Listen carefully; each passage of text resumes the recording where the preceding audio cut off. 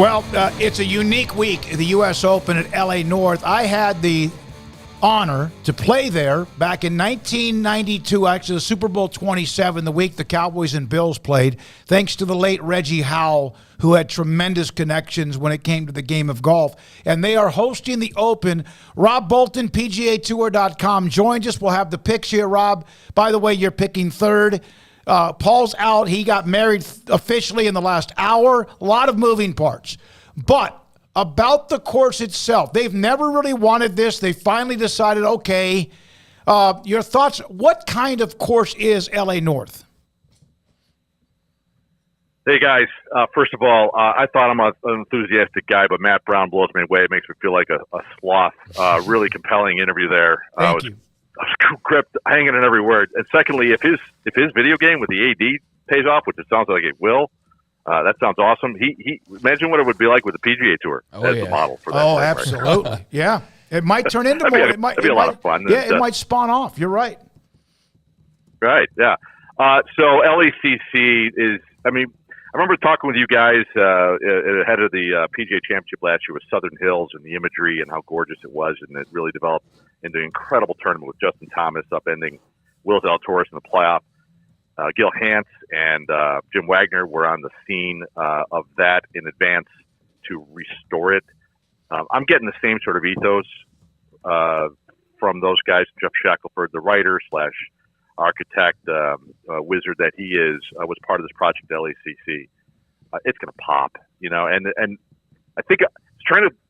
There's only so many words you can use to describe this place, and in the modern terminology in our lingo today, it's going to complete, it's going to fill, it's going to cover the bingo card. We're going to have every score, we're going to have every shot in the bag, every club in the bag. We're going to see some crazy things. The weather's looks like it's going to cooperate aside from a morning marine layer, so it's going to present its best self. This is, in a weird way, on a strange foreign place because this tournament hasn't been there in 75 years. It's gonna be exactly what we want out of the U.S. Open. It's gonna be a phenomenal week. I cannot wait to see the action.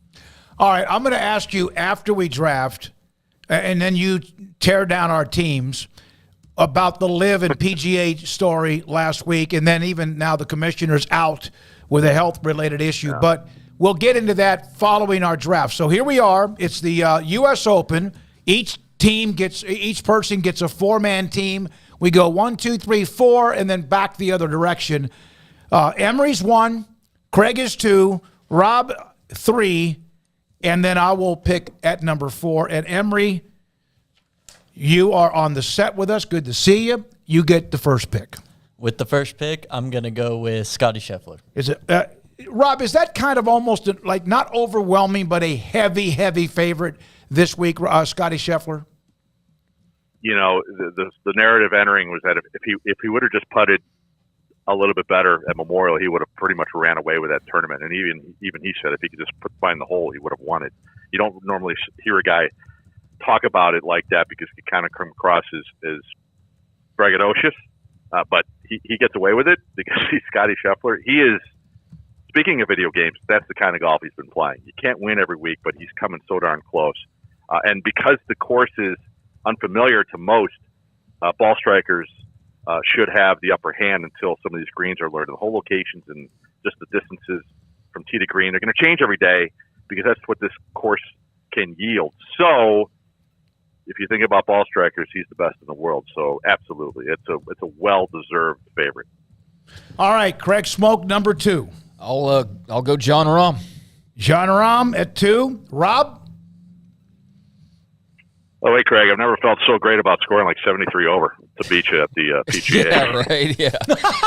Come on. That was wild, but congratulations on the victory. Yeah. I don't think Matt and his crew are going to be coding that sort of thing into their game because that would not be maybe the best way to spend your time. So moving forward and segueing from the PGA champion into my first-round pick, Brooks Koepka. No matter whenever we pick whatever tournaments, I can never get him. I'm always one less pick from Brooks Koepka. I am going to take God, he just scares the hell out of me. I'm still going to take him, Rory McIlroy, and I'm going to take Victor Hovland. So as it concerns my power rankings, we've basically gone 1 through 5 here, and you took either one of the two guys I was going to take next. So, in my opinion, there's a relative drop-off then to Patrick Cantlay at number 6. However, I'm going to drop the number 8 in my power rankings to grab a Southern California who always plays his game plays up in this tournament. 4 top 10s on a T14 and 5 last 5 U.S. Open. Xander Schauffele. Okay, good pick. All right, back to you, Craig. Okay, I will go with, let's see here, Max Homa. I love Max Homa. God, he's fun to watch. All right, Emery, you get back-to-back picks. With my first one, I'm going to go with Patrick Cantlay. All right, there's the one that Rob had brought up. And then I'm going to go with Cam Smith. Cam Smith, great pick. Back to you, Craig. Hey, Jordan Spieth. Man, if he's hitting his driver okay, he could be dangerous. Rob? We're all avoiding Tyrrell Hatton. I'll just say it out loud. His name is jumping out. He's jumping out of my face. Yeah, I'm not going to take him though. But yeah, I might. Paul with the ultimate excuse not to take Tyrrell Hatton in a major. I'm not going to either. I'm sticking with a guy who, man, there's some cosmic energy surrounding him this week and this season. The next guy available in my power rankings after Tyrrell Hatton is Ricky Fowler, so give me Ricky. What has he done, Rob, that has improved his game? Is he working with Butch Harmon? Or is it something, because he does look so much more comfortable? Yeah, man. Working with Butch Harmon, full stop. He's a magician. What he does, the way he gets through, what he lets you do. He's kind of like, well, I'm not a golfer. I've never met Butch Harmon. I've met people who've spoken with him, so I'm very, very, 11th degree. But the vibe I get is that he's like the best kind of pitching coach. Mm-hmm. You never know about him, but he's the Ray Searage of the Pittsburgh Pirates 10 years ago. Like you hear about him, but only because you hear about it through other people. And Butch Harmon, obviously, he's the highest paid instructor in the world, deserves it, and he can connect with people like Ricky Fowler in a time when they really need it. I'm happy Fowler for him. Obviously put this trust in him. Yeah. I don't know why. He seems to have been out of whack, but I'm going to still lock in with Justin Thomas and then Matthew Fitzpatrick, the defending champion. Okay. All right. No, you didn't like that. You liked my first two. You just basically just. Yeah, no, he took JT's a bit of my kryptonite at the moment, and then Fitzpatrick would have been a pick. So you got me 3 times here today. David. Good. I can sleep. I'll sleep well tonight. Yeah. So look, I'm gonna put my pick where my words are and take Tyrrell Hatton. Okay. I love watching him play. They should put a mic on him, but they'd get fined by the FCC. All right, Craig, back to you for your final. Yes, your final pick. Has Colin Morikawa been? No, selected? he is not. I'll go with the LA guy. Absolutely, loves the big moment tournaments. And Emery, you close it out. So for this last pick, I'm going a little out on a limb. I'm gonna go with Austin Eckroat. Oh, really? Yep, I got to show him some love. Well, curveball here. Rob, I'll let you be the next. Thank you, Emery. Great to have you up on the set. Rob, you want to... Emery, everybody, in case we haven't... By the way, it's Emery Winter, who is amazing with his editing for what we do at 10:30 each night on the CW and every day and getting things out throughout the social media stratosphere. Rob, critique the teams. Yeah, if this was a draft in which we all had to donate a couple bucks, I'd want to make sure that before Emery leaves, he leaves his donation to the rest of us.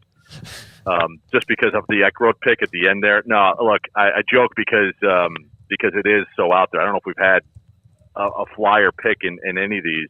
Maybe Tiger Woods a few years ago, and then he probably paid off anyway. But you got to get your guy, and it's more fun now for Emery this week, so I love that part of it.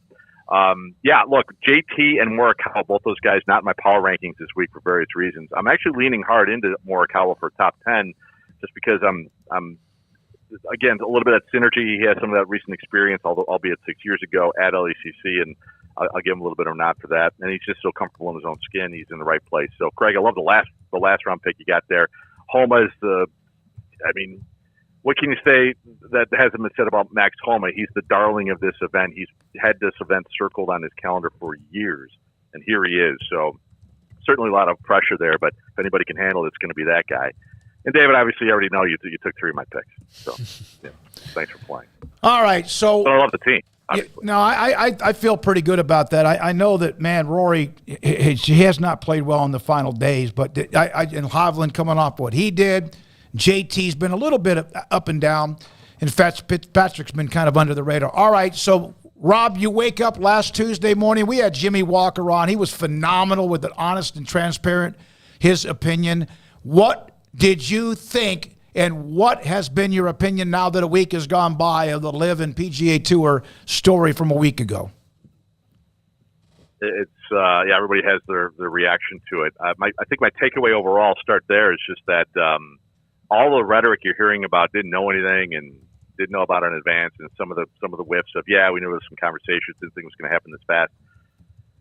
As an outsider to most things in the world, I typically roll my eyes like, yeah, sure, whatever. But then being sort of attached to this in my tangential way that I am as a virtual independent contractor writing about fantasy for the PGA Tour's website, it's true. It happened in real time for an incredibly high percentage of the people that I know. And certainly none of those people that had any whiff of it passed it along for obvious reasons. My immediate reaction was relief, just that there's been a step forward from what has been a reality for a long time now. Even though in earnest it's been a year, it feels like so much more, and obviously there's been a lot of chatter before that. I actually heard about it from a buddy who emailed me asking me questions about what we're supposed to do about it for my fantasy league, as if I had already heard the news, and he actually dropped it on me. Not a morning guy, ended up getting it confirmed, and I'm like, oh, I guess this is a real thing.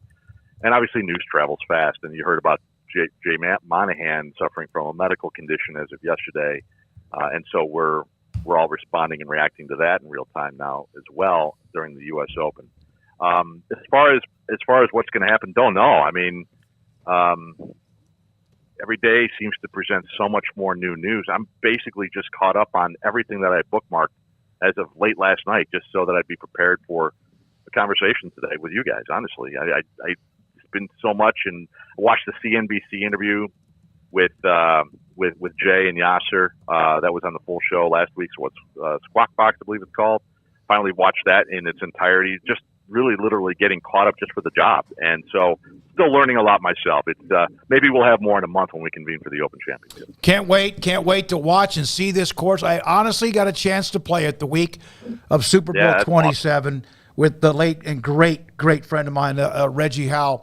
Thank you so much, Rob. Enjoy the tournament. Enjoy the views, everybody. And, again, it starts first thing tomorrow morning, and it ought to be one heck of a 4-day run to see who can win the U.S. Open. Thanks for your time, and love your job and what you do with PGAtour.com. Thank you. Thank you, Smoak. I appreciate that. You guys are the best. I'll talk to you next time. Rob Bolton, PGA Tour analyst, fantasy golf, and we appreciate his time. I think everybody